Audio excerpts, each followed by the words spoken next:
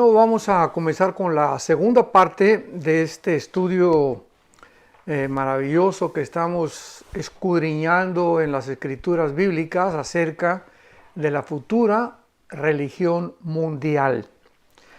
En el capítulo 17 del libro del Apocalipsis encontramos que el apóstol Juan es llevado por uno de los ángeles de Dios.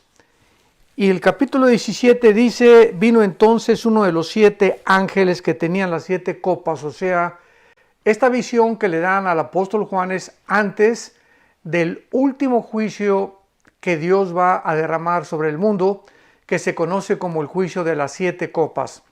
Entonces, antes de este último juicio, Dios lleva a Juan a través de un ángel y le dice, quiero que vengas conmigo para que veas la sentencia contra la gran ramera, la que está sentada sobre muchas aguas. En otras palabras, el apóstol Juan va a recibir una visión de un juicio sobre algo o alguien que se titula o se describe como la gran ramera. Y me voy a adelantar inmediatamente para que podamos comenzar ya a entender ¿de qué se trata este estudio acerca de la futura religión mundial? Porque en el versículo 18 del mismo capítulo 17 del Apocalipsis, el Espíritu Santo nos revela quién es esta gran ramera. Y dice, y la mujer que has visto es la gran ciudad que reina sobre los reyes de la tierra. En otras palabras, Juan es llevado por un ángel para que él pueda ser testigo de un juicio sobre una gran ciudad. Y este es el misterio que tenemos que resolver a través de la Biblia, porque la Biblia misma nos revela todos los misterios. Entonces, qué maravilloso es que podamos ver que hace 2000 años la Biblia profetizó que el mundo quedaría finalmente controlado por 3 instituciones, o podríamos llamarle 3 espíritus que se encuentran detrás de estos 3 poderes, que en primer lugar es el poder político, el poder religioso y el poder económico. Son los 3 poderes que aparecen en la Biblia como los que van a tratar de confundir al mundo, de llevar al mundo a su propia destrucción. Y son los 3 poderes que a través de toda la historia han influido más que cualquier otro poder sobre los seres humanos. Y es maravilloso que podamos tener la Biblia porque no cabe duda que estamos en un mundo actualmente de una confusión impresionante. El mundo está viviendo una incertidumbre, una euforia, una histeria colectiva, un pánico colectivo que del coronavirus, qué va a pasar. En el Medio Oriente están adelantándose y progresando algunas relaciones entre Israel y algunas naciones árabes. Hay una amenaza tremenda en Europa económica de una bancarrota internacional. En América Latina también encontramos, ¿verdad?, que todavía hay países en el sur de América Latina donde no han abierto ni siquiera los hoteles por una pandemia que no ha existido y que ha sido completamente sacada de proporción. En fin, estamos en un mundo bastante peligroso.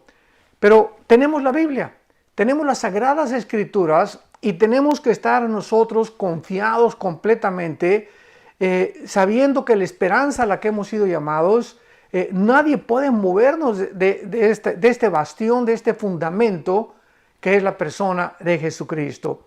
Así que es maravilloso poder venir a la Biblia hoy más que nunca y poder sacar de este maravilloso libro estas profecías que nos van a ir develando completamente las tinieblas y vamos a poder ver, vamos a poder entender, porque no somos hijos de las tinieblas, somos hijos de la luz. Así que vamos a poder ver a través de todo lo que está pasando lo que Dios nos quiere revelar. Pero antes de poder continuar y descubrir realmente qué es lo que Dios nos quiere decir con esta ciudad donde se va a concentrar todas las religiones del mundo, va a ser muy importante que vayamos a la raíz. Siempre tenemos que ir a la raíz para ver por qué el fruto está podrido. Entonces, no, las ramas simplemente, ¿verdad?, son la evidencia de algo o un problema, son síntomas de un problema más profundo. Es como las enfermedades. Tú llegas al médico y le dices, me duele aquí. Bueno, pues el médico tiene que mandarte a hacerte exámenes de orina, exámenes en el intestino, muchas veces tomografías, exámenes de diferentes tipos para poder diagnosticar realmente cuál es el problema. O sea, no se puede tratar superficialmente una enfermedad. Se tiene que ir siempre a la raíz. ¿Qué es lo que está produciendo eso que está descomponiendo el sistema humano o el sistema anatómico del ser humano? Pues así es exactamente en el mundo espiritual. Tenemos que ir siempre a la raíz y es lo que vamos a hacer a través de este estudio maravilloso para poder profundizar realmente en lo que va a suceder en el mundo en los próximos meses o en los próximos años. Dice la Biblia que en primer lugar tenemos que entender que todo esto comenzó en un evento que en el libro del Génesis capítulo 11 se conoce como la famosa historia de Babel. Dice la Biblia en el capítulo 11 del Génesis que entonces en aquel tiempo toda la tierra tenía una sola lengua y unas mismas palabras. Y estamos hablando después de un juicio tremendo que mandó Dios, que se conoce como el diluvio universal, que se encuentra en el capítulo 7, 8 y 9 del libro del Génesis. Y aquí inmediatamente después de que Dios ordenó que después del diluvio la civilización creciera y comenzara a poblar todo el mundo, que fue la orden inicial también a Adán y Eva, vayan a poblar el mundo entero, fructifíquense y tengan hijos y quiero que vayan a todas las partes del mundo y no se queden concentrados en un solo lugar. Nunca ha sido esta la intención de Dios. Él, aun cuando Jesucristo resucitó, la orden fue en Mateo 28, 19 y 20, vayan al mundo. No se queden en las iglesias, vayan, salgan, hablen, tengan reuniones de evangelismo, prediquen el evangelio, vayan. Y esta palabra tiene la connotación de salir fuera, ir fuera de nuestras casas, en tu trabajo, en tu escuela, vayan, hablen del evangelio de la gracia de Dios y hagan discípulos. Entonces vemos que Dios da esa orden y ¿qué es lo que hace el mundo después del diluvio? Se unen todos en Babel. Y la palabra Babel significa confusión, confusión. Babilonia y eso tiene otra connotación, pero viene de la palabra Babel, pero Babel significa confusión. Entonces se reunieron todos los seres humanos en un lugar que se llama Babel y que se encuentra actualmente como Babilonia en la nación de Irak. Esto va a ser muy importante de mantenerlo en nuestra mente. Todo esto se lleva a cabo en la nación de Irak del siglo XX. Tenía entonces la tierra una sola lengua y unas mismas palabras, y aconteció que cuando salieron de oriente, hallaron una llanura en la tierra de Sinar y se establecieron allí. Es interesante y es muy importante cuando el Espíritu Santo nos revela áreas geográficas, entender por qué, porque nada tiene ni nada es por coincidencia. Todo tiene una razón de ser en todas las cosas que Dios nos dice en las Escrituras. Se asentaron en la tierra de Sinar. La tierra de Sinar es la tierra de Babilonia, la tierra de los caldeos o donde se encuentra actualmente, repito, la nación de Irak. Así que siempre que ustedes vean en la Biblia, en el Antiguo Testamento, la tierra de los caldeos, la tierra de Sinar, se refiere a la misma área geográfica, Irak del siglo XX. Entonces, ahí se establecieron y se dijeron unos a otros, vamos, hagamos ladrillo y cozámoslo con fuego, y les sirvió el ladrillo en lugar de piedra y el asfalto en lugar de mezcla, y dijeron, vamos, pongamos atención en lo que existía en los corazones de esta multitud que por primera vez se reúnen ahí en Babel. Edifiquémonos una ciudad. O sea, inmediatamente ellos estaban en contra de los mandamientos de Dios. Dios dijo, vayan a poblar el mundo, pero este grupo de personas dijeron, no vamos a ir a ningún lado. No vamos a hacerle caso a Dios, vamos a concentrarnos y vamos a hacer una gran ciudad. Inmediatamente la idea era hacerse un nombre, concentrarse en un solo lugar para hacerse famosos y concentrar un gobierno y, como lo vamos a ver, una sola religión también. Esto es muy interesante. Edifiquémonos una ciudad y una torre cuya cúspide llegue al cielo. Nos podemos imaginar qué idea más irracional, ¿verdad? Y absurda. Qué disparate, ¿cómo que llegar al cielo? Bueno, esa era la forma en la que ellos creían, como lo vamos a ir desarrollando, que podían acercarse a los dioses y a las religiones o a la religión que ellos iban a inventar para llegar al cielo. Vamos a hacer una torre, una ciudad y una torre que llegue al cielo y hagámonos un nombre por si fuéramos esparcidos por sobre la faz de la tierra. Aquí pues encontramos el primer intento en la Biblia de una rebelión masiva mundial en contra de Dios, cuyo objetivo es hacerse un nombre, concentrar todo en una ciudad y al mismo tiempo comenzar a escalar hacia el cielo. Y aquí podríamos llamar que es donde se inició la primera religión masiva. Porque claro que el origen de las religiones comenzó desde Caín. Que cuando Caín se acercó a Dios con el fruto de su esfuerzo, el fruto de la tierra, y Abel trae un sacrificio, ¿verdad? Porque Dios había enseñado a Adán y Eva que nadie se podía acercar a Dios sin un sacrificio. Caín viene y hace lo contrario a lo que sus padres Adán y Eva le enseñaron y le trae a Dios el fruto del sudor de su frente, de sus propios esfuerzos. Que finalmente vamos a ver qué es lo que es una religión. Todas las religiones son el esfuerzo humano de acercarse a Dios mediante nuestros propios esfuerzos, mediante mis sacrificios y mis buenas obras. Y ese no es el camino que la Biblia nos enseña para acercarnos a Dios. Si Dios es Dios y Dios existe y somos criaturas creadas a su imagen y semejanza, es lógico que Él tenga que poner claramente y establecer las reglas del juego. Nosotros no inventamos el fútbol, ¿verdad? Alguien inventó el fútbol y hay un árbitro. Y el árbitro trae en su mano el reglamento. Y los jugadores no van a hacer lo que les da la gana. Porque pueden acercarse demasiado al área, todos juntos, y se marca un offside.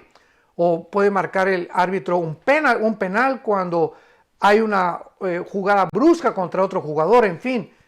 Todos los juegos, el béisbol, el básquetbol, el que tú me quieras mencionar, el tenis, tienen reglas. Y para eso hay árbitros, para que nadie haga lo que le dé la gana y para que no haya anarquía en el campo o en el lugar donde se desarrolla tal juego.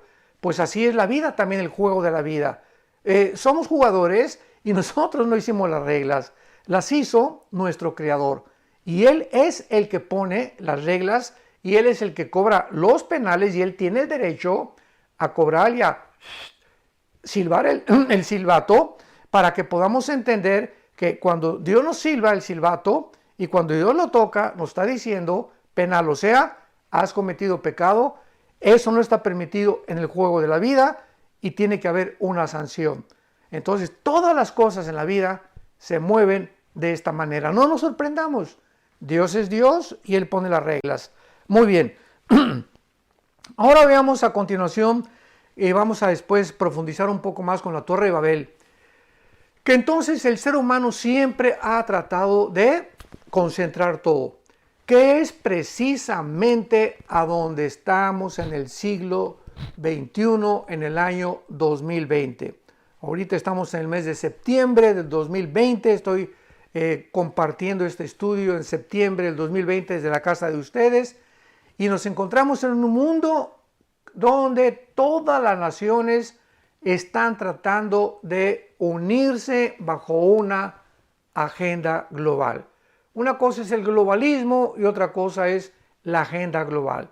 El globalismo es cuando a lo que hemos llegado todos actualmente, porque ahorita hay una interconexión a través de la tecnología y el internet, o sea, nos hemos comunicado unos con otros, todos estamos ya completamente compenetrados. Una nación no podía actuar independiente de su vecino porque afecta al vecino, etcétera, etcétera. Estamos en un globalismo tremendo.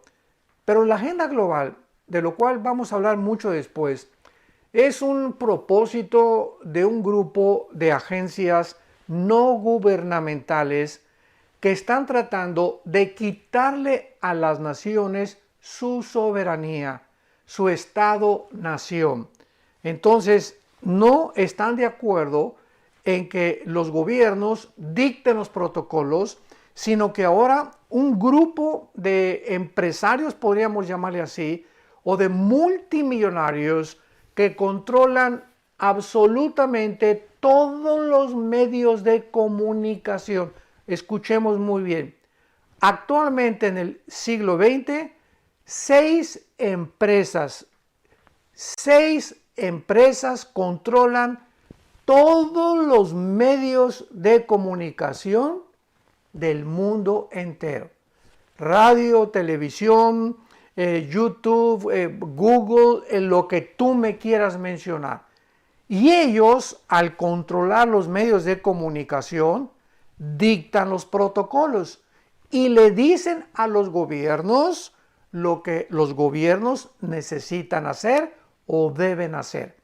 Entonces ya no son los gobiernos los que dicen, bueno, no salgas de tu casa, o ponte un cubrebocas, o haz esto, o haz aquello. No, no son los gobiernos simplemente están recibiendo las órdenes de alguien más arriba. ¿No te has preguntado tú de quién? Bueno, no es del Papa, ¿verdad? No es de un rey soberano en todo el mundo, porque todavía no llegamos al tiempo del anticristo, que es a donde se dirige el mundo, sino que están proviniendo todas las órdenes y estos protocolos de una organización que se llama la Organización Mundial de la Salud, junto con las Naciones Unidas, y detrás de estas organizaciones no gubernamentales se encuentran no los gobiernos, repito, los gobiernos reciben las órdenes de lo que dice la OMS o la Organización Mundial de la Salud, pero los que se encuentran detrás de ellos es un grupo muy poderoso en el mundo.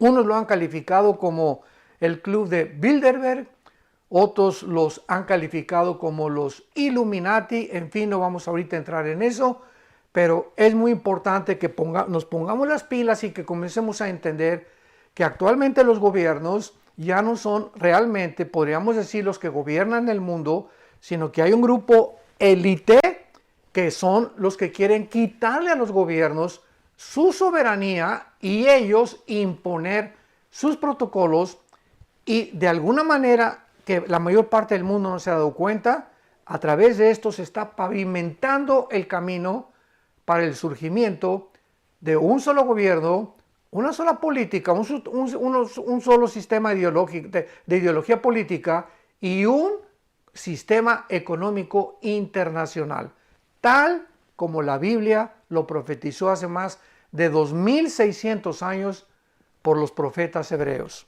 Muy bien, ahora vamos a entender claramente, ya que hemos tenido esta base acerca de la Torre de Babel y el intento humano desde el principio de la humanidad de poder reunirnos, juntarnos y tener una cabeza. En aquel tiempo la Torre de Babel era un hombre llamado Nimrod, que fue el que fundó precisamente la ciudad de Babel y que es un tipo del anticristo. O sea, la Biblia nos pone imágenes en el pasado, sombras, nos pone tipos para que nosotros podamos ver que esto iba a cumplirse en una esencia, en una realidad, siglos después, que es exactamente el tiempo donde actualmente nos encontramos. Todas aquellas cosas que se iniciaron del principio, hagan de cuenta que ha sido un ciclo todo. La Biblia dice que es como un ciclo el mundo, o la humanidad, o la historia del ser humano. Todo tuvo un comienzo en la zona del Medio Oriente, ahí se encontraba el huerto de Adán y Eva, y ha evolucionado el mundo de alguna forma. Hemos llegado al siglo XX, el mundo de la tecnología, del conocimiento, de la bomba atómica, la época cibernética, la gasolina, las televisiones, todo lo que se inventó en el siglo XX, y hemos llegado con toda esa tecnología exactamente al lugar de donde partimos. No nos ha servido absolutamente de nada, estamos a punto de autodestruirnos, estamos más confundidos que nunca, nos estamos portando más irracionalmente y de una forma absurda que no nos podríamos imaginar, y esta es la historia triste, patética de la raza humana, que hemos hecho un pobre papel como administradores de este mundo. El mundo lo hemos ensuciado, los mares, los climas, el aire. Nos encontramos, repito, confundidos en todos los aspectos, religioso, económico, político, como jamás en la historia, y seguimos creyendo que en nosotros están las soluciones. Eso es lo que se llama en la filosofía del humanismo. El humanismo no es solo humanitarismo, eso es otra cosa. Es tener empatía por la compasión de los seres humanos. El humanismo es una filosofía que establece que el ser humano es la cabeza de toda la creación. No hay Dios, no necesitamos nada de Dios, ni religión, ni nada. Nosotros somos capaces de hacer todo. Y vean ustedes esta falsa ideología a dónde nos ha llevado. A la ideología de género, el matrimonio no es un hombre y una mujer, a la aberración de la familia, en fin, hemos hecho, ¿verdad?, un mundo, un basurero completo. Dios tiene que intervenir, Dios tiene que tocar el silbato, Dios tiene que gritarnos desde el cielo, y ya lo está haciendo con todo lo que está pasando en el mundo, con estos cambios de clima tan completamente absurdos, ¿verdad?, tan extremos. Ahorita me encuentro aquí en la casa de ustedes y ayer estábamos a casi 100 grados de temperatura Fahrenheit. Ahorita bajó el termómetro a casi 50 grados, o sea, de un lado, de ayer a hoy, 50 grados bajó la temperatura aquí en la ciudad de Dallas, Texas. Entonces, ¿qué mundo estamos viviendo tan impresionante? Bueno, vayamos al capítulo 4 del Evangelio de Juan. Cristo, cuando baja del mundo hace 2000 años, Él precisamente no solamente baja a volver a conectarnos con su Padre, a que pudiéramos nosotros volver otra vez a enchufarnos a la fuente de la energía del universo, que es Dios, de donde proviene verdaderamente nuestra energía espiritual, porque solamente puede venir de ahí, no de tomar baños de sol, ni de tampoco ir a las pirámides de Teotihuacán, ni en el ocultismo. La energía verdadera que va a restaurar a la humanidad solamente puede venir de nuestro Creador. Y Dios escogió a su Hijo Jesucristo para que Él bajara del cielo y Él pudiera llevarnos a través de su muerte en la cruz. O sea, aquí está la cruz y aquí estamos nosotros. Y en medio de nosotros están las leyes de Dios. Y las leyes de Dios dice, el alma que pecare, esa morirá. Entonces vamos a ver ahorita con el Evangelio de Juan y la mujer samaritana cómo Cristo explica claramente lo que es una religión. Y vemos que una religión es algo que estamos tratando nosotros de hacer por brincarnos el reglamento de Dios mediante nuestros propios esfuerzos. Queremos llegar a la cruz, que implica la salvación, mediante nuestros propios esfuerzos. Y esta barrera que está entre tú y entre Dios, que se llama el pecado, nadie ni una religión lo puede quitar de en medio, más que la sangre preciosa de Jesucristo. Y cuando alguien trata de poder acercarse a Dios brincándose el sacrificio de Cristo, es cuando llamamos, es una persona religiosa, porque está intentando por sus buenas obras, inventando, pues yo voy a cumplir con mi religión, o voy a hacer sacrificios, o voy a dar limosnas para que Dios me pueda aceptar. Y lo vamos a entender claramente. Entonces Cristo baja al mundo para quitar esa barrera que nos separaba de Dios y mediante su sangre unirnos. Podemos llegar hasta la cruz por el camino que Cristo abrió con su sangre. Esto es lo que él quiso decir en Juan 14:6. Yo soy el camino. No hay manera de venir a mi Padre, dijo Jesucristo, más que a través de mí. Cualquier otro camino que el hombre trate de usar para poder llegar a Dios es un camino que parece derecho, pero es un camino de muerte. Muy bien. En Juan capítulo 4, Cristo tenía una cita. Esto es importante. Cuando Jesús vino al mundo, Él traía un programa, traía un calendario de todos los días lo que Él tenía que hacer. O sea, Jesús no vino independientemente de su Padre, precisamente para mostrarnos en su humanidad la importancia de nuestra dependencia diaria de Dios. Y como humano Jesús, eso fue lo que nos quiso enseñar. Él no vino a hacer su voluntad. Él lo dijo una y otra vez. Yo no vengo a hacer mi voluntad. No vengo a usar mis poderes independientemente de mi Padre. Vengo a hacer 100% lo que mi Padre me diga. Entonces, aquí en este capítulo 4 de Juan, dice la Biblia en el versículo 3, Evangelio de Juan capítulo 4, versículo 3, que Jesús salió de Judea y se fue otra vez a Galilea, que es el norte de Israel. Allá en el norte, casi en frontera con Siria, es lo que se conoce como la región de Galilea. Y dice la Biblia, y le era necesario, vean ustedes lo que dice, era necesario pasar por Samaria. O sea, ¿por qué dice el Espíritu Santo que era necesario? Porque estaba en su agenda. Ya estaba programado Jesús que ese día era una responsabilidad de él que tenía que ir a Samaria. Y Samaria es la parte en medio de Jerusalén. Entonces, en su camino a Galilea tenía que pasar por Samaria. Así lo había programado su Padre. ¿Y por qué era tan importante que Jesucristo pasara por Samaria y se detuviera en Samaria, como lo vamos a ver con una mujer que estaba sacando agua de un pozo?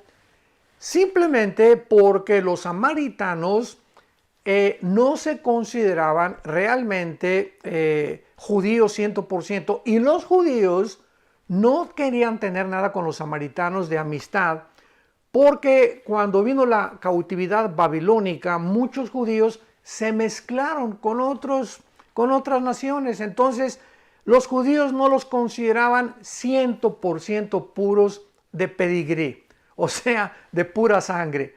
Entonces, cuando los judíos querían ir a Galilea, le daban la vuelta a Samaria, pero no querían pasar por Samaria.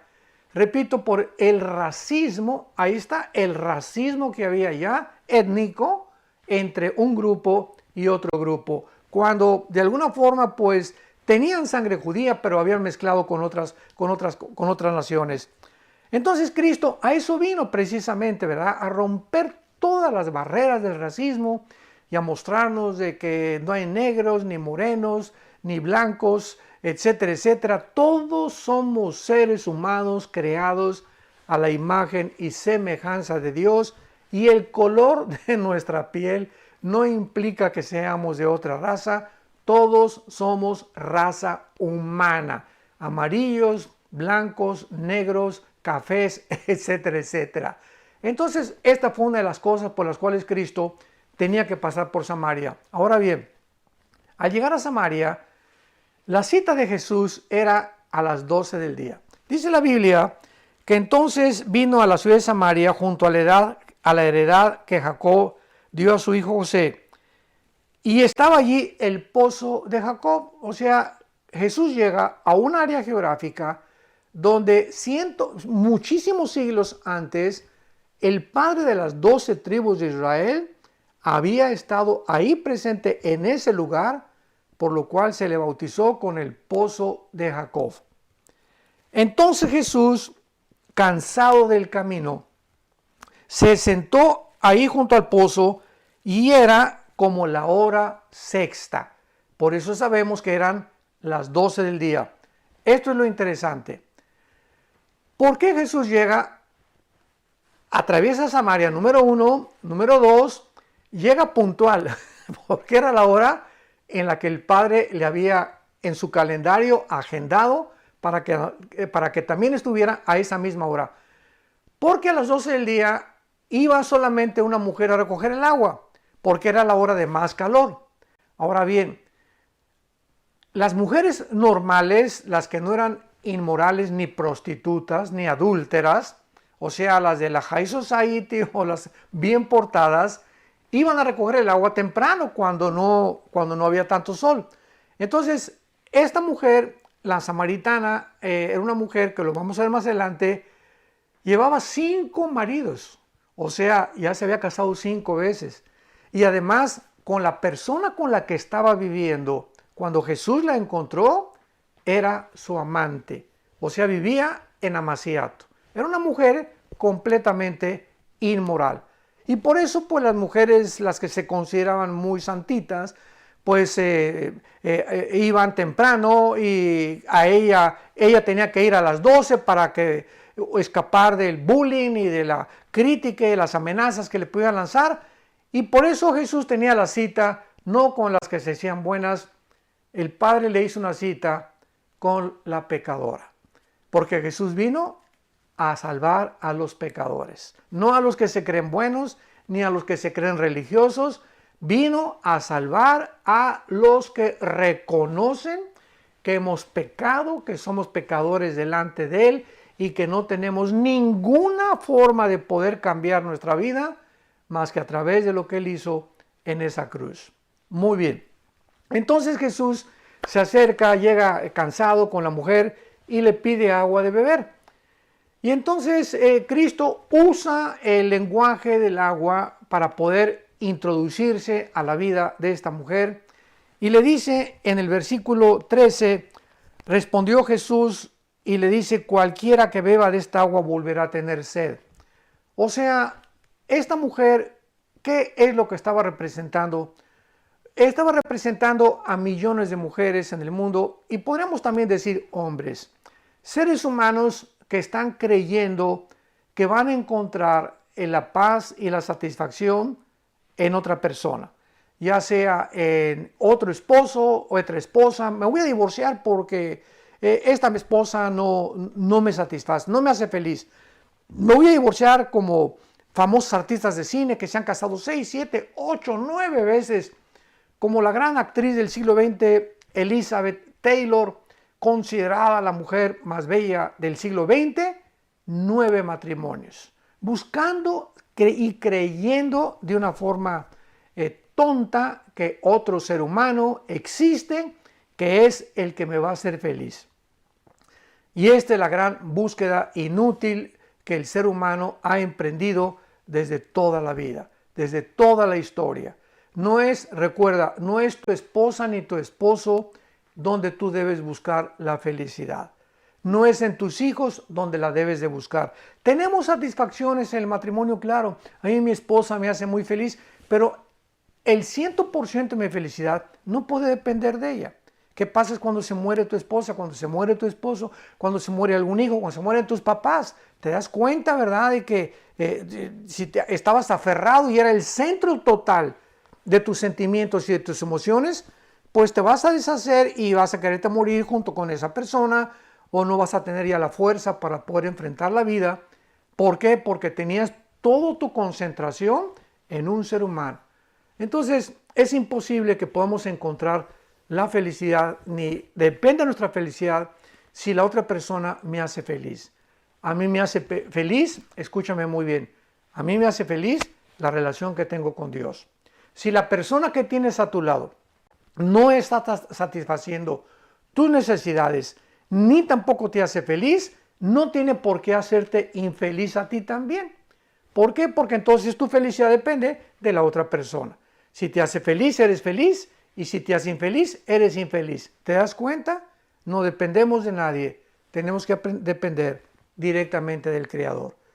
Podemos estar rodeados de personas que nos quieren hacer infelices, pero si yo estoy conectado a la fuente de energía, entonces nada ni nadie de los que están a mi alrededor me va a lastimar, ni me va a amargar, ni me va a quitar mi paz, ni tampoco mi felicidad, porque yo dependo 100% de mi Creador.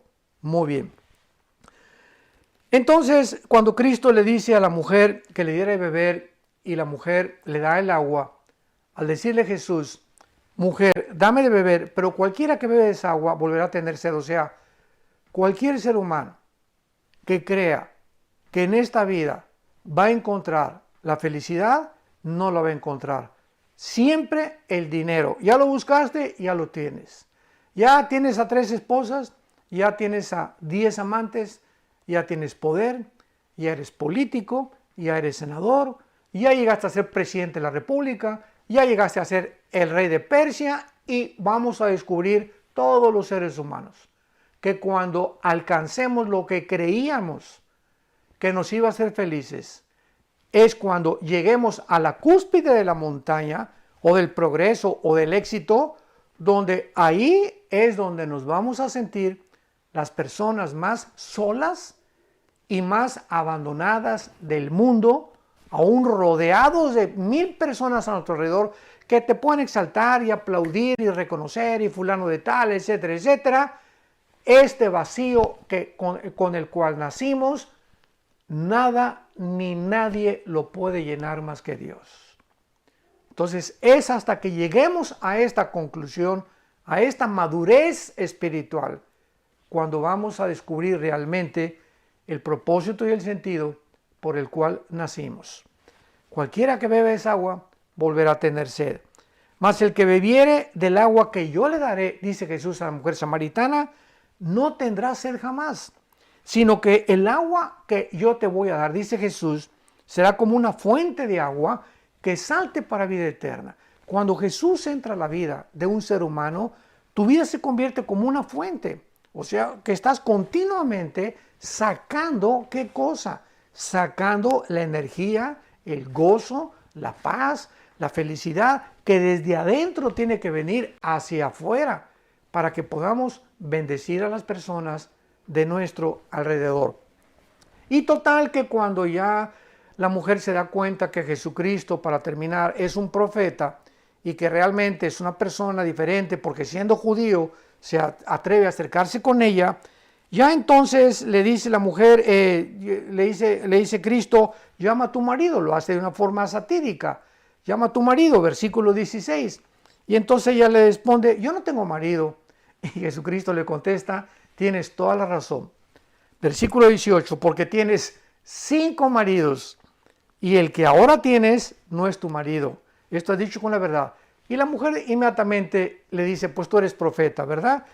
Y entonces la mujer, notemos esto, ¿qué verdades tan grandes hay en la Biblia? Esta mujer, siendo una mujer rechazada, amenazada, criticada en el mundo en el cual ella se desenvolvía por su forma inmoral en la que ella vivía, pues era como una prostituta, ¿verdad?, del siglo XX, y Jesucristo, el Hijo de Dios, se acerca a ella, al mismo tiempo que ella era como era religiosa, porque ese es el centro de nuestro estudio. Vamos a entender lo que es la religión.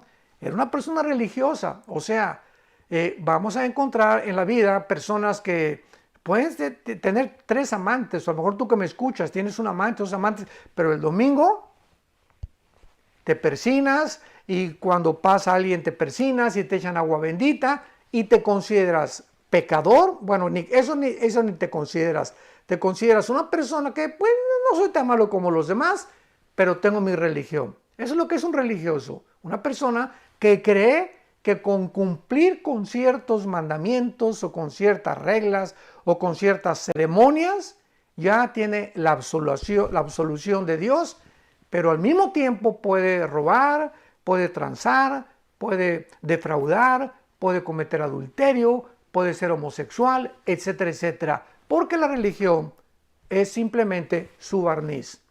Entonces la mujer le dice a Jesucristo, nuestros padres, Juan capítulo 4, versículo 20, le dice a Cristo, mis papás adoraron en ese monte.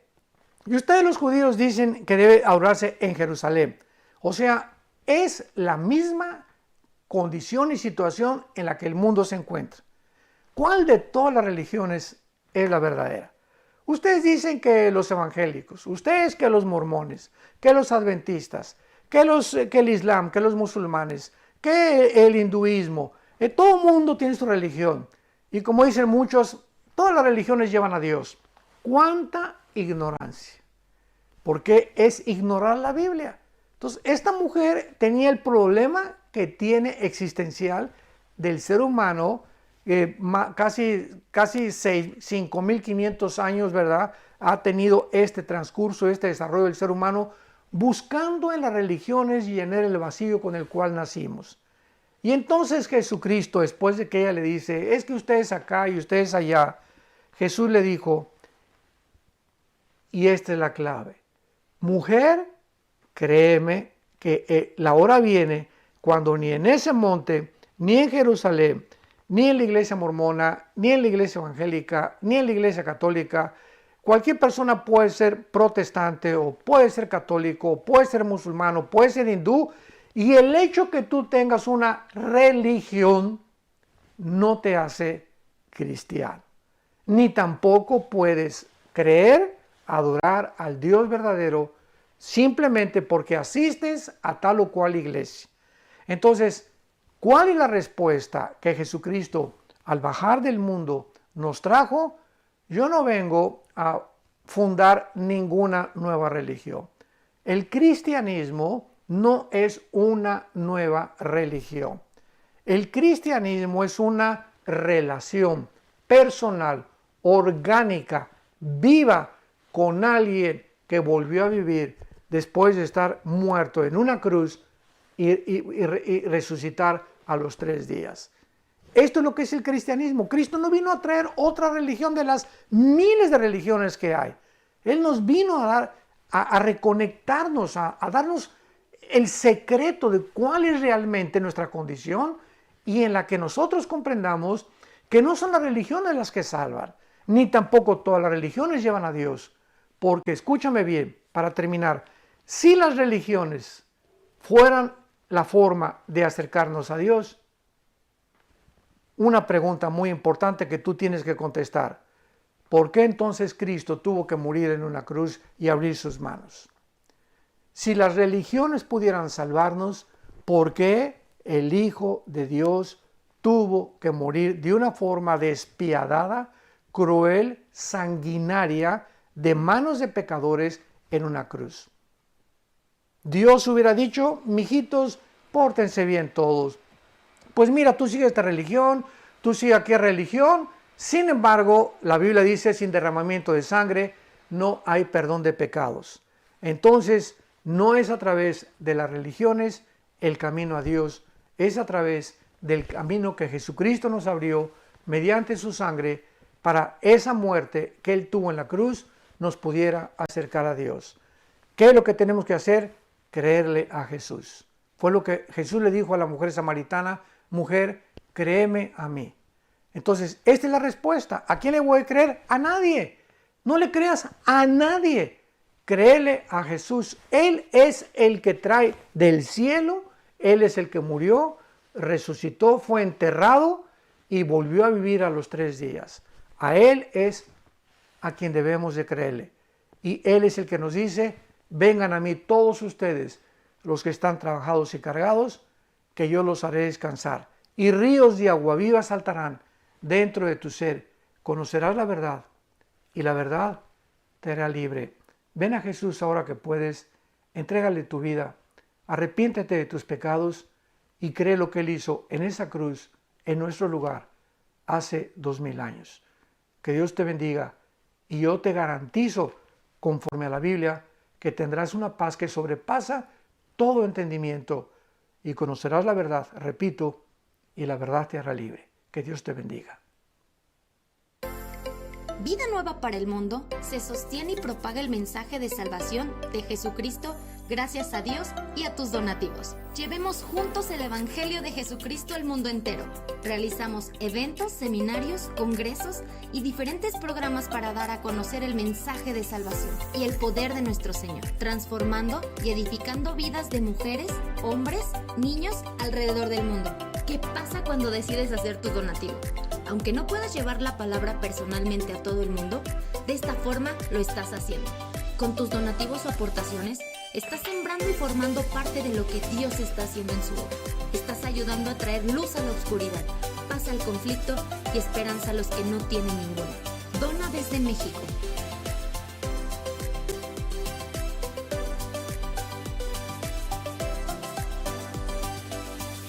Dona desde Estados Unidos.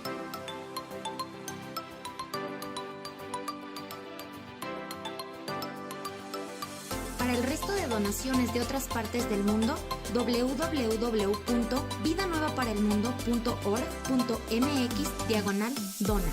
Estamos cumpliendo la gran comisión. Por tanto, vayan y hagan discípulos a todas las naciones, bautizándolos en el nombre del Padre, del Hijo y del Espíritu Santo, enseñándoles que guarden todas las cosas que les he mandado. Y he aquí que yo estoy con ustedes todos los días hasta el fin del mundo.